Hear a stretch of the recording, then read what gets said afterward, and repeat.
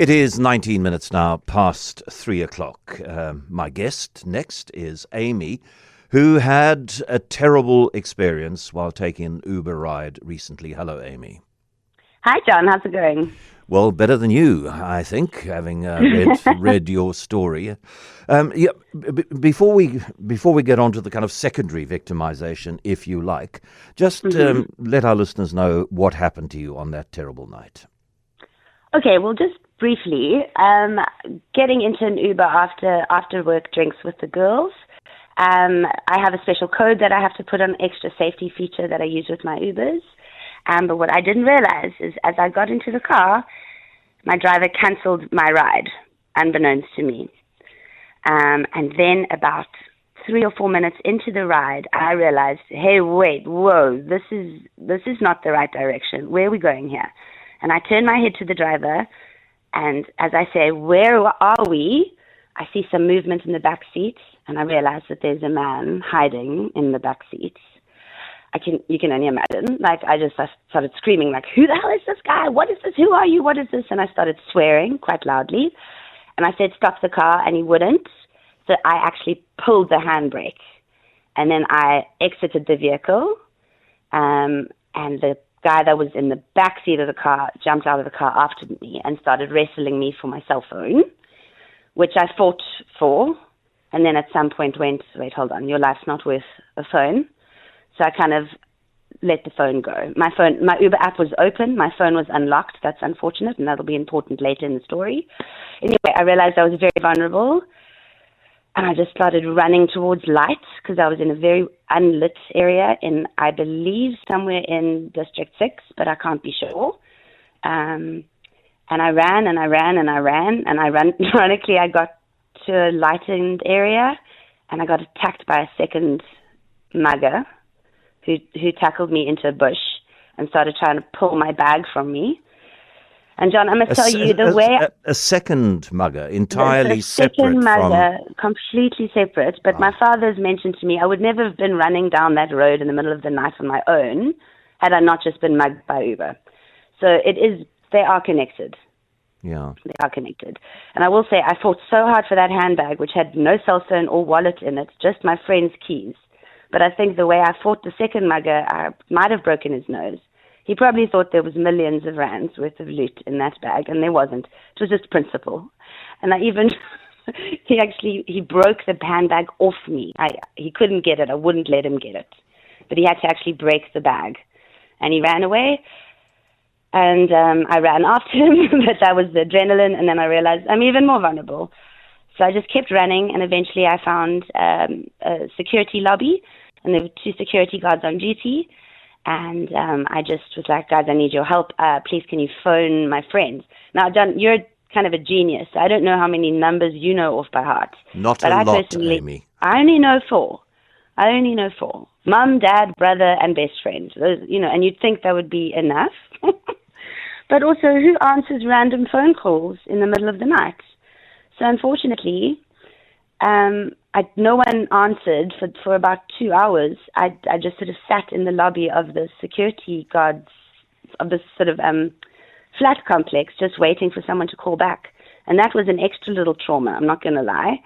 But eventually, my friend came to fetch me, went to go get a SIM swap, got a new phone the next day. Because I'm pay-as-you-go, it takes 24 hours for my phone to sort of boot itself. Next morning, I wake up to beep, beep, beep, and I start seeing that the original Uber driver who stole the phone has just kept my Uber Eats app open, and has just gone to town. They went to Liquor City in Milnerton. They ordered from the Hungry Lion. They did 1,000 Rand at McDonald's. They did KFC. They did African Cuisine Kitchen. To about 5,000 Rands worth of Uber Eats. Now, that was the slap in the face. That was the secondary or tertiary or whatever you want to call it trauma. John, are we still good? Can I keep going? Yep. What happened next? I'm listening with awed fascination. Okay, so then I go to the bank to cancel my cards because obviously I didn't realize that they still had access to the phone. I message Uber to say I need to report a serious incident.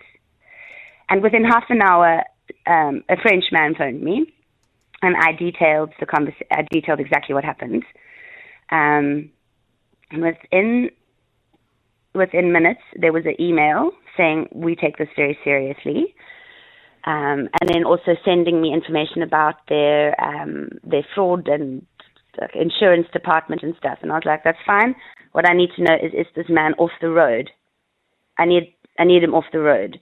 They couldn't answer me. What they did in a few days was pay me back the 5,000 rands worth of Uber Eats. They paid me back, which I thought was an admission of guilt in itself. But I then emailed and said, thank you so much, I'm grateful. But is the guy on the road? Is there a criminal on the road still out there stealing people's phones and potentially abducting them? And Uber's response was unacceptable. Basically, we can't tell you. We have to protect our drivers. I'm sure you understand. And they ended the conversation. And I wasn't able to then recommunicate in that stream. So that was disappointing. But what was not disappointing was the reaction of SAPS when you reported this matter to them. Now, boom, now that's what's exciting. They said it's absolutely unacceptable. They couldn't get hold of Uber. They had to subpoena Uber to get the name of the guy that took the trip and canceled the trip.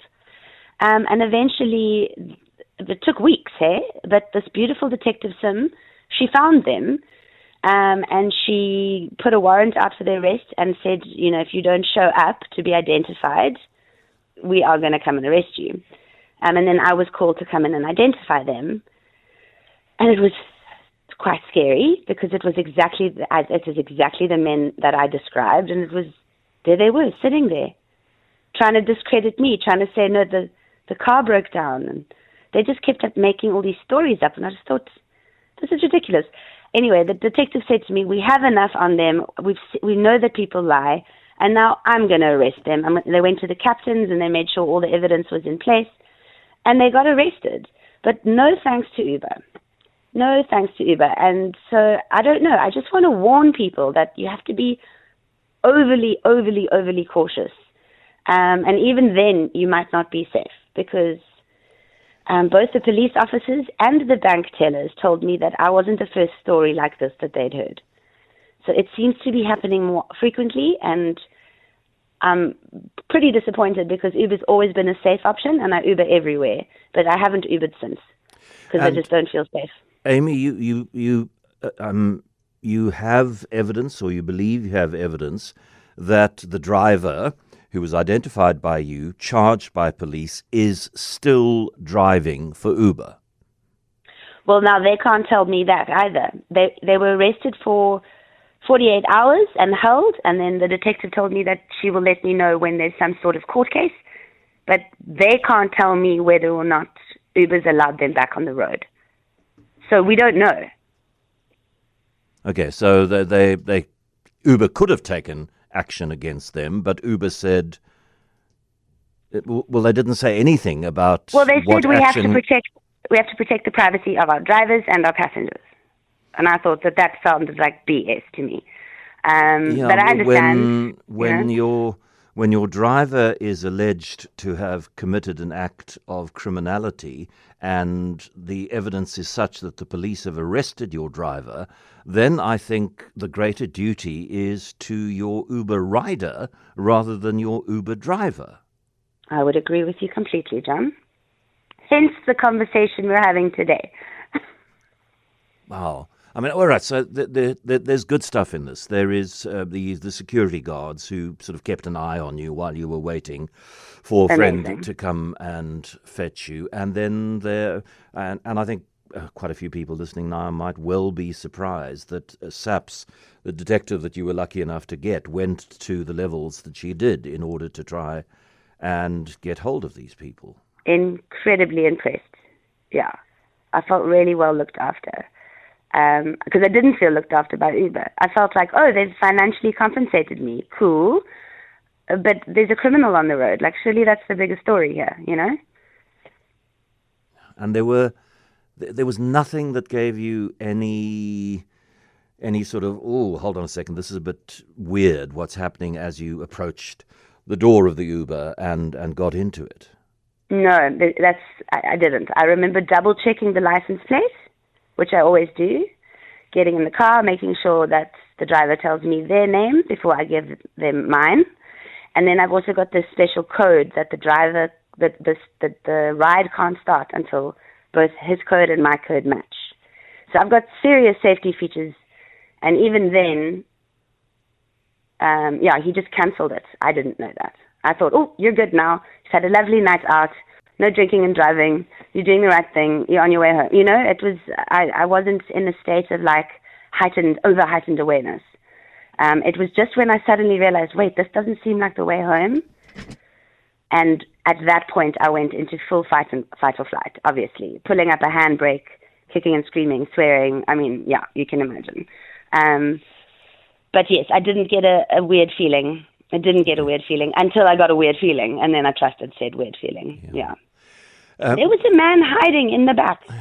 We have a lawyer who specialises in sort of these kinds of areas, Michaela Hull, listening to the story, Amy, and we'll talk to her after the news, and I'm sure you would want to stay on the line and listen, because my feeling is that Uber sets up the contractual relationship with its drivers in such a way that they can avoid taking any kind of responsibility for incidents like this, but we'll hear what the expert says. Amy, thank you for your story, and we'll talk to the lawyer after the news.